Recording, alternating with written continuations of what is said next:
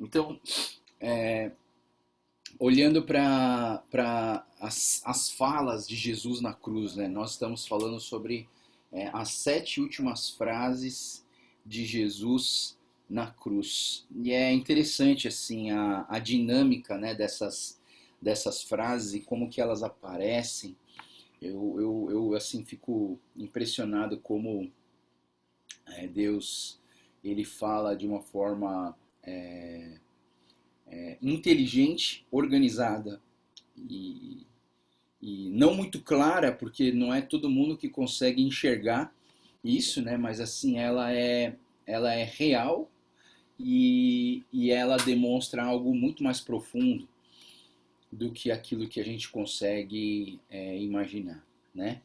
Então nós já vimos 3 frases e a gente está agora na quarta frase, né? Hoje é a quarta frase e queria convidar vocês a abrir a Bíblia em Lucas, não, em Marcos, Marcos capítulo 15,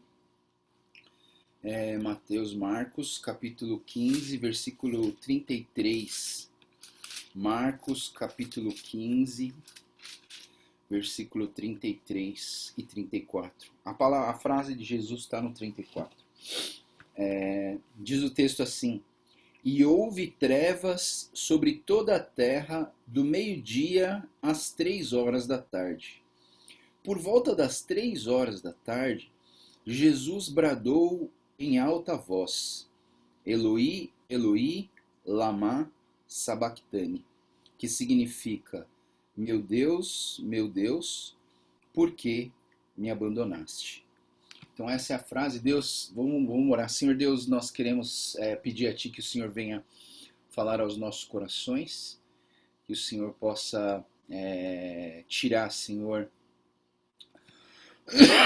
alguns paradigmas da nossa cabeça, que o Senhor possa nos ajudar a enxergar de uma forma clara a Tua palavra hoje e a Tua mensagem e o Teu desafio para nós hoje também, Pai. Colocamos a nossa vida nas Tuas mãos, pedindo a Tua direção, pedindo que não seja simplesmente palavras de persuasão humana ou de manipulação humana, mas seja sim o Teu Espírito Santo falando aos nossos corações com graça e verdade. Oramos tudo isso em nome do Senhor Jesus. Amém. Bom, pessoal, então vamos lá.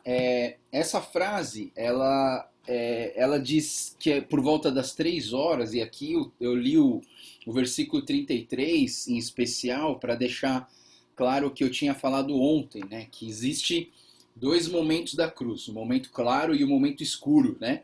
E do meio-dia em diante a gente vê que a escuridão tomou o dia, né? Tipo, 3 horas da tarde estava escuro como a noite, né? E alguns textos dizem que não era só onde Jesus estava, o planeta inteiro. Eu não sei como que o planeta inteiro fica sem luz, né? Durante o dia. Mas assim, era uma escuridão muito profunda, né? E essa quarta frase de Jesus, na verdade, ela é um grito desesperador na fase escura da crucificação, né? Então, assim, Jesus, nesse momento, ele dá um grito desesperador, e nessa hora, a dor de Jesus, você precisa entender, né, que a dor que Jesus estava sentindo não era somente uma dor física, mas era também uma dor emocional, uma dor, principalmente uma dor espiritual, que nunca vamos compreender 100%, pois só Jesus passou por isso, foi só Jesus que conseguiu passar por isso. Então, nesse período de escuridão, que fala em Marcos capítulo 15, 33, houve trevas sobre toda a terra do meio-dia até as 3 horas. Então, essa frase ela acontece nesse momento de plena escuridão, né? Uma coisa bastante esquisita para nós, difícil até da gente entender 100% como que pode uma escuridão tão profunda aparecer assim no meio do dia, né? Então, esse grito de Jesus que mexe com a gente hoje, né? Esse grito de Jesus. Porque o texto diz assim que Jesus bradou, Jesus gritou em alta voz, em alta voz. Eloi, Eloi, lama sabachthani, né? Que significa Deus meu, por que me abandonaste? Deus meu, por que me abandonaste? Né? E uma coisa que incomoda nesse texto, talvez seja a ideia de que Deus, ele ouve esse grito, mas ele não responde a esse grito. E isso tem um peso muito grande para nós. Quando, eu não sei se você já viu isso, mas às vezes você está no parquinho, né? Do Parque do Ibirapuera, por exemplo. Vamos imaginar, né? A gente está no parquinho do Parque do Ibirapuera. E você tem um monte de criança, você tem um monte de mãe. As mães estão ali meio que conversando entre elas, tal, assim. E um monte de criança, um monte de mãe.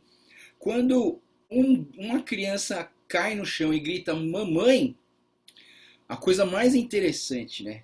A mãe dessa criança reconhece a voz do seu filho no meio de todas as outras gritarias de outras crianças. E essa mãe, ela reconhece a voz do seu filho. Fala, é meu filho. Aí sai correndo para procurar o filho, né? Por quê? E eu penso que isso é real, sabe? E olhando para esse texto, né? Eu entendo o seguinte: imaginem se Deus, o Pai de Jesus, não escutou o grito de agonia do seu filho amado. É claro que escutou. Eu tenho certeza absoluta que o grito de Jesus foi ouvido pelo Pai, mas o Pai permaneceu em silêncio. O Pai permaneceu em silêncio. E por isso, essa fala, eu vou dizer para vocês, pessoal, essa fala de hoje é a fala mais complexa do grupo de frases de Jesus na cruz.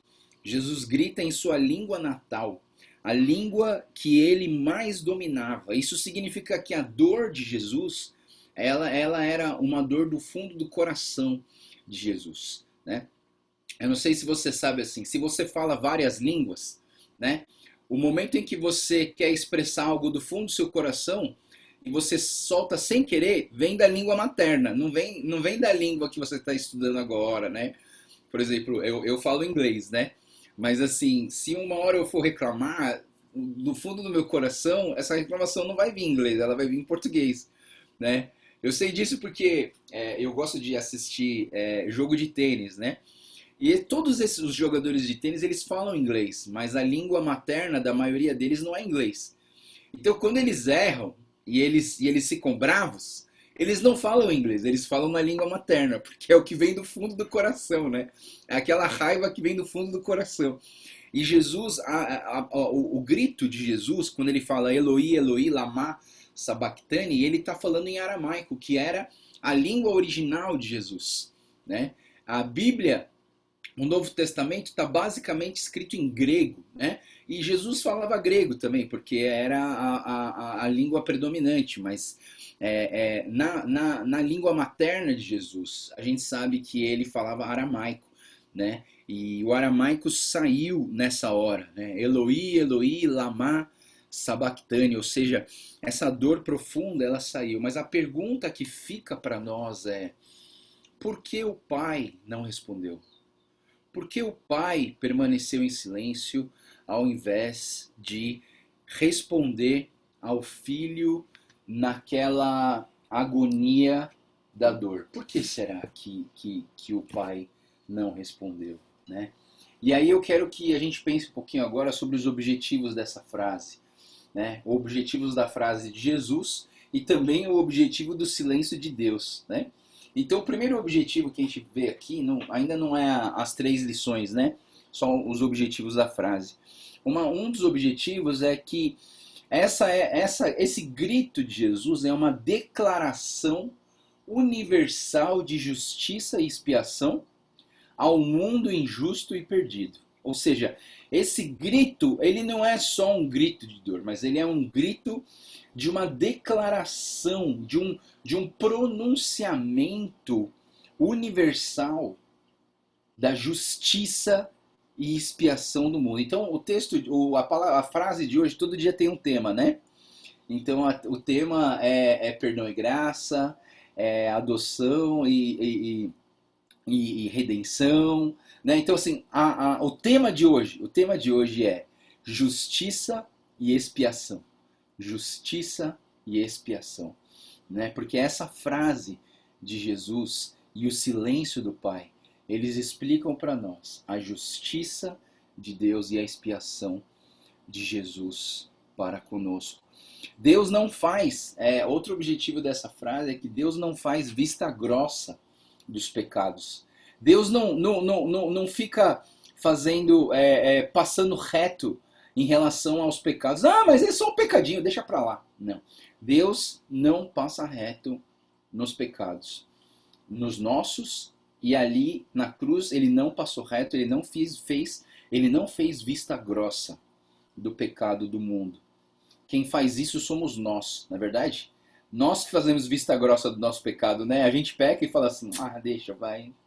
Foi só um negocinho bobo, né? A gente que faz vista grossa do nosso pecado, Deus não faz vista grossa do pecado.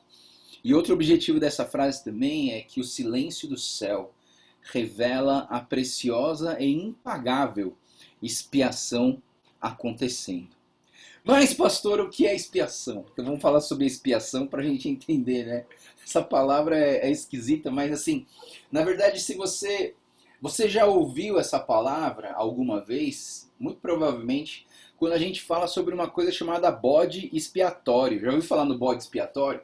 Né? Então, por exemplo, hoje a gente está passando por um momento político no Brasil onde o Lula foi pego como bode expiatório, ou seja, pegaram um cara para malhar ele, para bater nele. E agora parece que a justiça do Brasil está mudando o bode expiatório. Tirou o bode expiatório do Lula e agora está mandando o bode expiatório para o Sérgio Moro, né? E é interessante eu trazer isso para vocês entenderem o quê? Que o bode expiatório, na verdade, é assim. Você pega um para poder jogar toda a culpa nele e acabar com ele, para quê? Para desencargo da nossa consciência, entendeu? É a ideia de matar um para poder salvar os outros. Lá no Amazonas tem uma área onde eles criam boi. E às vezes eles precisam atravessar os bois para o outro lado de um rio. Só que o que acontece? Esse rio está cheio de piranha. O que eles fazem? Olha a ideia dos caras. Eles fazem assim. Primeiro eles mandam uma vaca velha e já quase morrendo, assim. Eles mandam para um lado do rio e aí as piranhas começam a comer aquela vaca. E aí as outras passam no outro lado. Ou seja, você sacrifica uma para poder salvar as outras, entendeu? Isso tem a ver com o bode expiatório. No Velho Testamento, lá em Levíticos, né, capítulo 16 e Números 29, você tem essa expressão. Eles pegavam esse cordeiro e sacrificavam para purificação, mas eles pegavam um bode, jogavam toda a culpa no bode e mandavam o bode embora para o deserto. É daí que vem a expressão bode expiatório. Porque esse bode ele tem que carregar todo o pecado da nação e ele é expulso e condenado e ninguém nunca mais quer ver ele porque ele é um bode amaldiçoado, porque todo o pecado foi colocado em cima dele, né? Então a palavra expiação é uma palavra religiosa, não é uma palavra que a gente usa normalmente por aí, mas é uma palavra religiosa e a expiação é como como o pecado é condenado e eliminado das nossas vidas, né? Então é pela expiação que o pecado é eliminado e condenado das nossas vidas. Então esse dia que eu estava falando do Levíticos 16, o dia da expiação, era um dia de jejum anual e geral. E interessante que eu estava em Israel no dia da expiação, né? Eu estava lá em Israel no dia da expiação. Para você ter ideia, Israel fecha o aeroporto. Não entra e não sai nenhum avião nesse dia. É o dia da expiação. Todo mundo faz jejum, não importa se você entende, se você não entende. Todo mundo faz jejum, né? E aí até perguntei, eu lembro que eu tava hospedado num lugar que não era de judeu. E eu perguntei pro cara, você sabe por que você faz jejum? Ele falou, não, todo mundo faz, então a gente também tem que fazer. Ou seja, esse hotel ele não podia servir comida quente. A gente teve que comer comida fria o dia inteiro. Por quê? Porque não pode cozinhar. O jejum é um dia, é um tipo um sábado que você não pode fazer nada, né? Você não pode cozinhar, você não pode comer, você não pode. Então, o povo de lá não come, mas a gente, como era turista, a gente podia comer. E era hotel, então o hotel tinha que servir alguma coisa, né? Então, nesse sentido. Mas era um dia de lamento, um dia de tristeza, era um dia de arrependimento, né? Então, nesse dia lá em Israel, o sumo não, lá em Levíticos 16, né? O sumo sacerdote, ele se purificava e depois ele entrava no Santo dos Santos, ele levava um cordeiro perfeito e ele derramava o sangue desse cordeiro perfeito no propiciatório, que é a tampa da Arca da Aliança. A tampa da Arca da Aliança era o que se chama de propiciatório, que é uma tampa onde tinha dois anjos e as suas asas eram voltadas para o centro. Nesse lugar precisava se derramar o sangue de um cordeiro perfeito para que esse sangue derramado fosse a purificação do pecado de toda a nação, né? Então assim, esse cordeiro nunca era eficiente e suficiente para vencer e pagar o pecado do mundo. Ele pagava o pecado daquele momento, mas ele tinha que ser realizado sempre porque para tentar aplacar a ira de Deus pelas pessoas e purificar as pessoas dos seus pecados. Então, isso tudo ajuda a gente a explicar e a entender a morte de Jesus, ela faz expiação completa e perfeita e definitiva a favor de quem? Dos crentes. Presta atenção no que eu vou falar agora, pessoal. Presta atenção no que eu vou falar agora, que agora é extremamente importante. Jesus, esse sacrifício, essa expiação, ela não funciona para todos. Ela funciona para quem é crente. Por quê? Porque senão, pessoal, Jesus morreu naquela cruz e ninguém precisa fazer mais nada, cara. Já acabou, entendeu? Você não precisa ir para a igreja, você não precisa ler a Bíblia, você não precisa fazer nada. Se essa expiação fosse para todos, simplesmente o mundo já estava salvo. No momento em que Jesus morreu, então todo mundo vai para o céu, acabou, entendeu? Não, não. A expiação completa e perfeita e definitiva de Jesus é para os crentes. É para os crentes, tornando desnecessário outros sacrifícios. Você entende, pessoal? Se você é crente, se você crê no Senhor Jesus, você recebe o preço da expiação pago por Jesus naquela cruz. Mas se você não acredita em Jesus, não tem como você receber esse perdão dos seus pecados. Porque se você não crê, eu penso o seguinte, né? A Bíblia sempre fala não, né? Ela sempre fala porque ela sempre existiu, mas assim, a Bíblia fala sobre a blasfêmia contra o Espírito Santo, que é um pecado imperdoável. E o que é um pecado imperdoável, pessoal? Eu entendo o seguinte, que o pecado imperdoável é a incredulidade. Por quê? Porque se eu não acredito em Jesus, como que ele vai me perdoar? Ele nem precisa me perdoar, porque eu não acredito que ele existe. Você entende? Então, assim, o pecado imperdoável é a incredulidade, né? É claro que tem outros pontos importantes para estudar em cima da blasfêmia contra o Espírito Santo, né?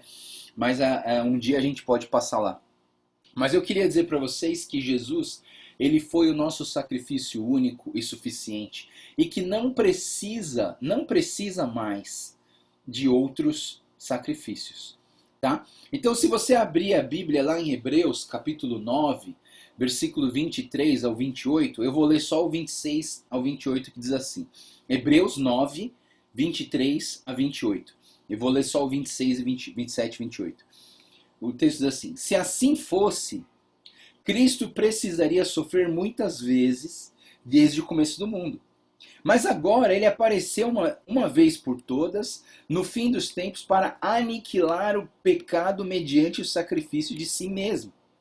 Da mesma forma como o homem está destinado a morrer uma só vez, e depois disso enfrentar o juízo, assim também Cristo foi oferecido em sacrifício uma única vez para tirar os pecados de muitos. E aparecerá uma segunda vez, não para tirar o pecado, mas para trazer salvação aos que o aguardam. Então, assim, esse texto aqui é muito claro. Jesus veio uma vez, morreu por nós e eliminou o nosso pecado. Mas ele vai vir uma segunda vez e dessa segunda vez ele não vai eliminar pecado. Porque o pecado já foi eliminado. Ele vai levar a gente. Ele vai vir buscar e trazer salvação para aqueles que aguardam. A pergunta é, você está aguardando a segunda volta de Jesus? Você está aguardando a segunda volta de Jesus? Isso é muito importante, né? Nós não podemos deixar de falar sobre a segunda vinda de Jesus. A segunda vinda de Jesus é algo extremamente importante. A gente não pode deixar de falar e não pode deixar de aguardar a segunda vinda de Jesus. Então vamos falar então agora que você entendeu o que é expiação, vamos entender a conexão da justiça com a expiação. Nesse momento é muito importante a gente entender que Deus Pai deixou de ser, ó, veja bem o que eu estou falando, tá? Não é que Deus muda, mas ele deixou de ser agora, nesse momento, um Pai amoroso e gracioso para ser um Deus justo e verdadeiro e cumpridor das suas promessas. Isso é muito importante, isso aqui é a chave da gente entender o porquê que Jesus está gritando, meu Deus, por que me abandonaste? Então, o Deus Pai, ele não é que ele é bipolar não, tá, pessoal? Ele não é bipolar não. Deus é o mesmo, mas assim, nesse momento, Deus precisava deixar de ser um Pai amoroso para ser um Deus justo. E eu vou explicar isso para vocês, tá, pessoal? Vou explicar isso para vocês de uma forma bem prática. Eu sou dentista, né? Então, quando a minha filha estava com dor do dente, né, eu amo a minha filha, eu tenho uma intimidade muito grande com ela, a gente se abraça, a gente assiste desenho junto, a gente é muito amigo. Eu e minhas filhas, a gente é muito amigo. Mas um dia eu tive que tratar o dente dela. E eu precisava tirar um pedaço do dente de leite que ficou encravado na gengiva dela, né? E eu precisava dar uma anestesia e eu precisava tirar aquele pedaço. Naquele momento que eu estava tratando a minha filha, eu era um dentista. Não é bicho-papão não, tá, pessoal? Todo mundo acha que dentista é bicho-papão, né? Mas não é não, tá? Dentista é um profissional, né? Ninguém gosta de dentista, né? Nem o dentista gosta dele mesmo, mas tudo bem. Eu penso o seguinte, né, pessoal? Que naquela hora eu não podia ter dó da minha filha no sentido de, ai meu Deus, ela vai sentir dor. Eu tinha que ser um dentista que eu pudesse dar anestesia no lugar certo, anestesiar o local, tirar aquilo ali, ver o sangue, ver sangrar a gengiva da minha filha, e fechar aquele lugar com uma gaze, não sei. Você entende, pessoal? E depois que acabou aquele que eu tirei aquele dente, aí sim, ó, eu abracei minha filha, falei, minha filha, eu te amo muito, né? Que bom que você aguentou a dor e você superou tudo isso. Você entende, pessoal, que Deus, ele não está sendo diferente. Deus, ele não está, na verdade, ele não está mudando de personalidade. Ele não está sendo um Deus diferente. Ele está sendo o mesmo Deus, manifestando uma outra qualidade dele. Deus, ele é nesse momento, ele tá deixando o Pai amoroso e gracioso de lado para ser um Deus justo e verdadeiro e cumpridor das suas promessas. Deus não é como aquelas mães, né, que eu tenho assim, eu acho terrível, essas mães e pais que ameaçam punir, ameaçam disciplinar a criança, aí fica com dó e não faz. Você já viu mãe assim? Menino, para de fazer isso, senão eu vou te bater. Nunca bateu e nunca vai bater, entendeu? Para com isso, senão eu vou te deixar de castigo no canto. E aí nunca deixa. Ah, para com isso, senão eu vou tirar esse iPad de você. E nunca tira. Sabe o que acontece com esse tipo de gente, pessoal? As crianças, elas crescem esquizofrênicas. Elas crescem assim.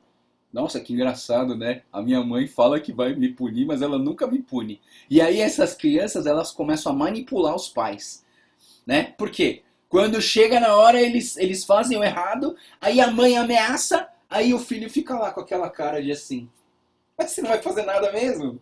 Tenho certeza que você não vai fazer nada, né? E o menino continua fazendo aquela coisa errada. Ou seja, o que eu quero dizer para vocês é que Deus não é assim. Deus, quando Ele fala que vai disciplinar, quando Ele fala que vai punir, Ele realmente pune. E a gente vê agora, nesse silêncio de Deus, que Deus pune o seu filho. Vamos lá, para terminar, 3 lições. 3 lições importantes para hoje. Primeira lição. O grito de Jesus é uma verdadeira expressão de amor a nós. A verdadeira expressão de amor a nós. A intensidade, olha só essa frase, eu vou falar umas frases muito legais hoje, tá, pessoal? A primeira, olha só essa frase. A intensidade da ira de Deus sobre Jesus é a mesma intensidade de amor que Deus tem por nós. Olha essa frase, pessoal. A intensidade da ira de Deus sobre Jesus é a mesma intensidade de amor que Deus tem por nós. E pessoal, se você parar para pensar na fúria e na ira derramada sobre Jesus naquela cruz, e se você conseguir transferir essa intensidade de ira sobre Jesus, e você entender a intensidade de amor que Deus tem por nós, não tem como você não chorar. Você entende o que eu estou falando? Não tem como você não se constranger com esse amor. E eu digo mais, quando Deus ele traz essa ira imensa sobre Jesus, ele também está expressando amor, tanto por Jesus como por nós. Por quê? Porque Deus, é isso que o âmago da frase, né? Deus ama quem ele disciplina. Sabe, pessoal, o contrário do amor não é o ódio. O ódio é uma outra coisa, é um outro sentimento.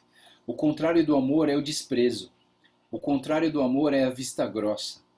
O contrário de você falar eu te amo, é falar pra mim você morreu. Esse é o contrário do amor. O amor é o desprezo. O amor é você olhar para alguém e falar assim, você não é mais meu filho. O contrário do amor é isso, é o desprezo total que você tem por alguém. Não é o ódio. O ódio e a paixão é muito parecido, né? Eu já falei isso pra vocês. Toda vez que você odeia alguém, esse alguém não sai da tua cabeça. E toda vez que você está apaixonado por alguém, esse alguém também não sai da tua cabeça. A paixão e ódio é muito parecido. Mas o contrário do amor não é o ódio, é o desprezo. E eu entendo o seguinte, se Deus ele está me corrigindo, se Deus ele está me disciplinando, é porque ele me ama. Então lá em Hebreus capítulo 12, versículos 5 e versículo 6, Hebreus 12, 5 e 6 diz assim: vocês se esqueceram da palavra de ânimo que eu lhes dirigi? Como filhos? Meu filho, não despreze a disciplina do Senhor e nem se magoe com a sua repreensão, pois o Senhor disciplina a quem ama e castiga todo aquele a quem aceita como filho. Não é verdade? Então, assim, esse texto ele deixa bem claro o que para nós? Que Deus, ele disciplina aqueles que ele amam. Né? E se você ama o seu filho, você vai disciplinar ele. Porque você quer que ele ande no caminho correto. Né? Eu por ser um menino muito arteiro quando era pequeno, eu recebi disciplina várias vezes da minha mãe. Né? Mas eu agradeço ela hoje. Por quê? Porque essa disciplina endireitou a minha vida. Né? Então eu penso que nós precisamos enxergar a disciplina, na hora ninguém gosta, na verdade. Quem gosta de tomar bronca? Quem gosta de tomar bronca, levanta a mão. Ninguém gosta de tomar bronca. Mas às vezes a gente toma. Por que que a gente toma? A gente toma bronca porque essa pessoa que está dando bronca em nós é porque ela nos ama. É porque ela se importa com a gente. É porque ela olha para nós e ela fala assim, não, eu não posso deixar ele assim. Eu não posso deixar ele andar no mau caminho. Eu preciso colocar ele no caminho de volta. Então Deus Pai, eu penso o seguinte, o Deus Pai não abandonaria o seu Filho amado. E pelo menos 2 vezes a gente olha Deus Pai expressando o seu imenso amor por Jesus Cristo. Então eu vou colocar 2 textos aqui para vocês. Marcos capítulo 1, versículo 11. Quando Jesus é batizado nas águas, vem uma voz do céu que diz o quê? Este é o meu filho em quem tenho muito prazer. Esse é o meu filho amado, que eu tenho muito prazer. Né? Em um outro momento, em Marcos capítulo 9, versículo 7, quando Jesus ele vai para o Monte da Transfiguração com Pedro, Tiago e João, e as vestes de Jesus ficam brancas, e lá ele encontra Moisés e Elias, também vem uma voz do céu e fala assim, esse é o meu filho amado. Eu pergunto para você, mãe e pai, você tem expressado o teu amor pelos seus filhos? Né? Você tem mostrado, falado para ele, eu te amo, você é filha amada minha, você é meu filho amado. Né? A gente precisa expressar, se Deus Pai expressou várias vezes, quem somos nós para não expressar o nosso amor pelos nossos filhos? Mas ao mesmo tempo, esse Deus que amava, ama gigantemente o seu filho. Ele também ama gigantemente as nossas vidas e por isso o filho dele foi sacrificado por nós. E olha, outra frase. Ontem e hoje eu estava inspirado, né? Olha só, o silêncio de Deus grita mais alto sobre o amor por nós do que o grito real e desesperador de Cristo na cruz. Eu vou ler de novo. O silêncio de Deus grita mais alto sobre o amor por nós do que o grito real e desesperador de Cristo na cruz. Isso é muito profundo, pessoal. Isso é muito profundo. Deus, o seu silêncio, ele fala mais alto do que os nossos gritos de dor e desesperador das nossas vidas. Segundo ponto de hoje é que a gente precisa falar sobre um Deus justo e bom, né? Então, o que significa, como que um Deus consegue ser justo e bom ao mesmo tempo, né? Porque pra gente é uma complicação, né? Como que Deus pode ser justo e bater no seu filho, ao mesmo tempo ele é bom e amoroso para com seu filho, né? Então, são 2 coisas que às vezes na nossa cabeça não casa direito, né? Não encaixa direito, né? Então, como que Deus pode ser justo se ele não é bom? Ou como ele pode ser bom se ele não é justo? Como que uma coisa pode casar na outra? E aí, eu já falei isso para as crianças uma vez, do Deus justo e bom, né? O rei justo, existe uma história chamada a história do rei justo e bom, né? E a história do rei justo e bom é assim, o rei, ele era rei de um reinado e ele tinha uma filha. E esse rei ele era famoso por ser muito justo, mas ele era famoso por ser muito bom também com as pessoas. Ele cuidava muito bem do seu reino, das pessoas. Ele tinha um amor muito grande pelas pessoas. Mas ele era justo no sentido de que se alguém cometesse algum erro, essa pessoa era chicoteada, né? Ela tomava chicotadas nas costas e até sangrar mesmo, até machucar bastante, né? E aí um dia esse rei ele foi viajar. E aí ele falou para a filha dele, que devia ser pequena, eu sempre conto essa história porque ela era pequena, né? E essa menina, ela falou assim, o pai dela falou, vou sair por 2 dias, então não cometa nenhum erro, né? E cuide bem do nosso reino, beleza. Aí ele foi viajar, só que nesses 2 dias a menina começou a fazer coisas erradas, né? Na história a gente fala assim que a criança começou a liberar, comer chiclete antes do almoço. né? Começou a liberar, fazer um monte de coisa errada. E ela fez um monte de coisa errada. Quando o pai voltou, os súditos, as pessoas que trabalhavam no reinado, falaram: ó, rei, a sua filha fez isso, isso, isso, ela errou, né? E aí todo mundo ficou nessa expectativa. E agora? O rei vai ser justo ou o rei vai ser bom? E aí ele chamou a filha dele e falou assim: você fez isso mesmo? Ela falou: fiz, né? Aí todo mundo olhando e pensando: e agora? O que ele vai fazer? Aí o rei chama o carrasco, né, que é aquele cara que dá a chicotada, e fala: pode amarrar minha filha no poste, né, pra tomar a chicotada. E aí a filha dele é amarrada no poste. E todo mundo começa a vir, a cidade inteira vem ver a falha do rei, né? Por quê? Porque se ele fosse justo e chicoteasse a filha dele, ele ia ser justo, mas ele não ia ser um pai bom. E aí, mas se ele soltasse a filha dele, ele ia ser um pai bom, mas ele não ia ser um rei justo, né? E aí, só que o rei falou assim: não pode amarrar minha filha no poste. Amarrou a filha no poste. Aí o carrasco, ainda assim, com medo, né? O carrasco olha pro rei e fala assim: pode bater?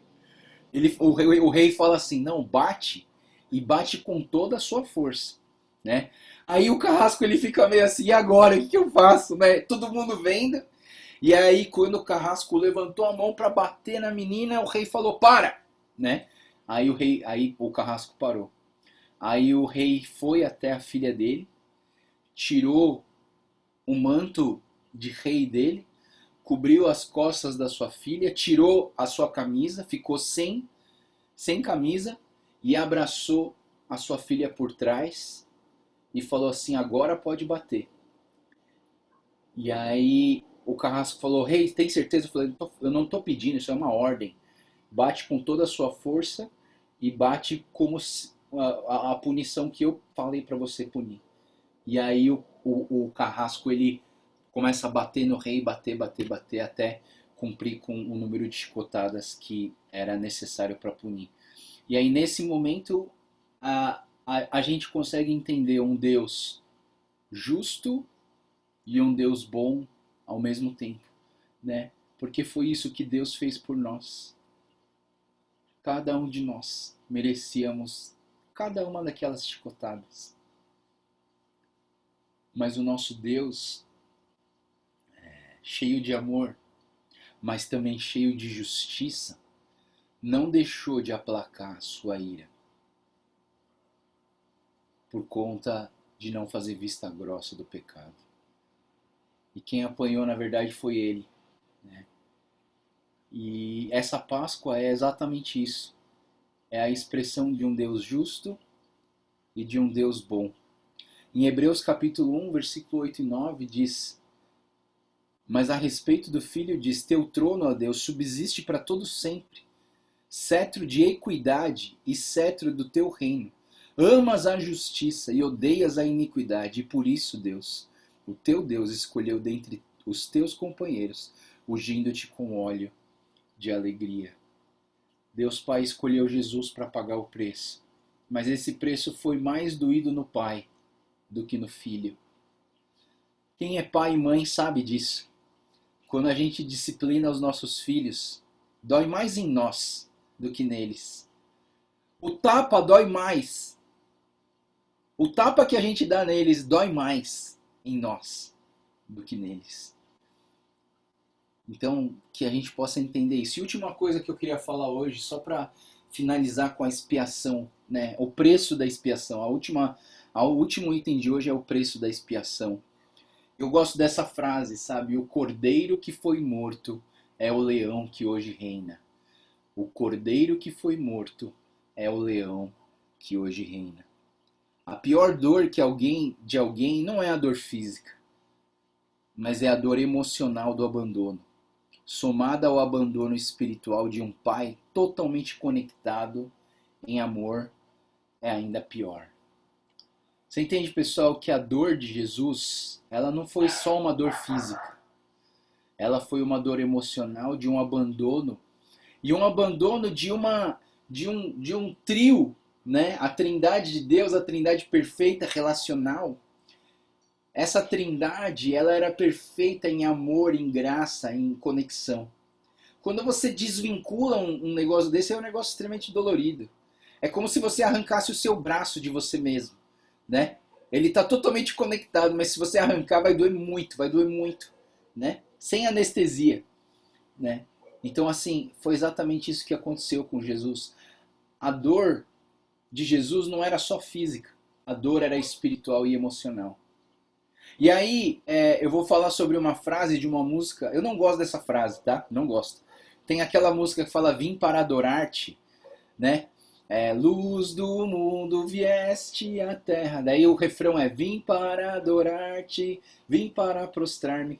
Só que no final dessa música tem uma frase que ele fala assim: eu nunca saberei o preço dos meus pecados lá na cruz.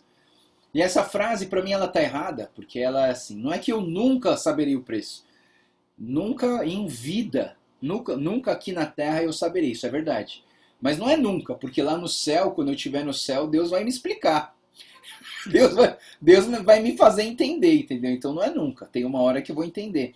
Mas realmente aqui na terra, não tem como a gente entender o preço que foi pago na cruz por nós. Porque essa dor que Jesus sentiu é algo que nenhum de nós consegue mensurar ou captar. Então eu nunca saberei o preço do meu pecado lá na cruz.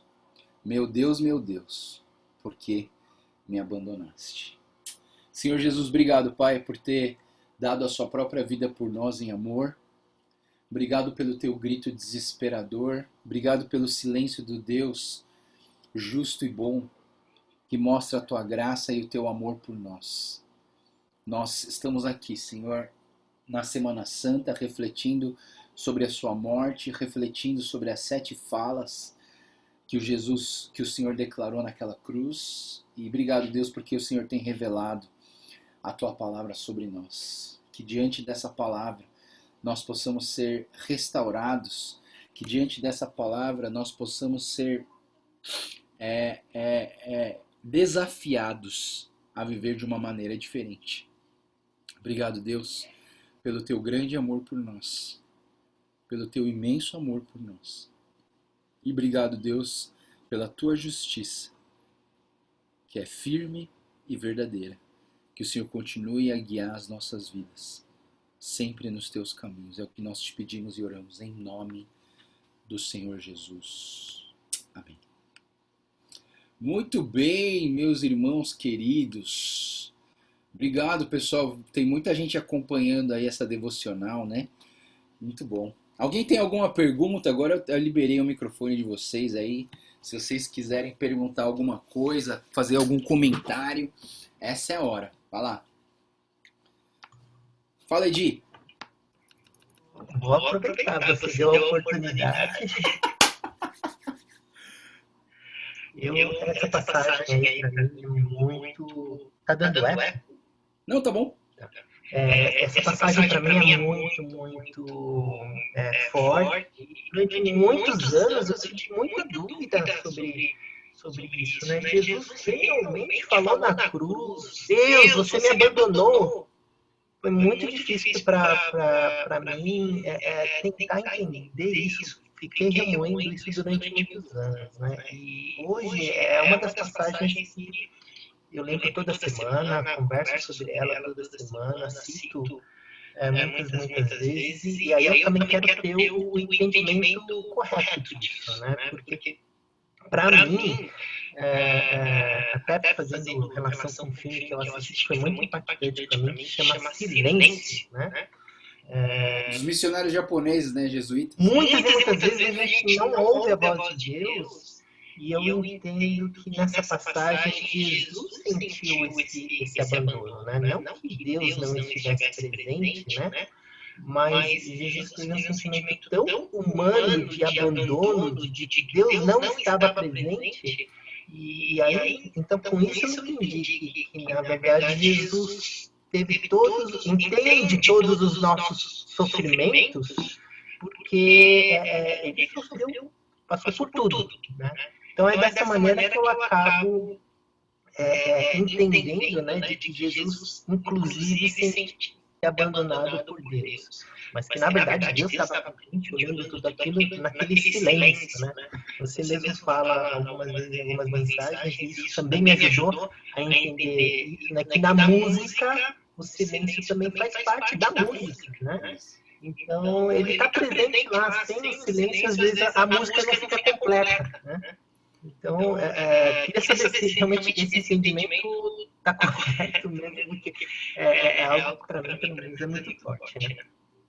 Mas está certo, sim, Edi. Esse pensamento está correto. Esse silêncio ele é necessário para completar a música mesmo, né? No sentido de que o silêncio de Deus nesse momento, por mais difícil de se entender, foi um silêncio necessário, né?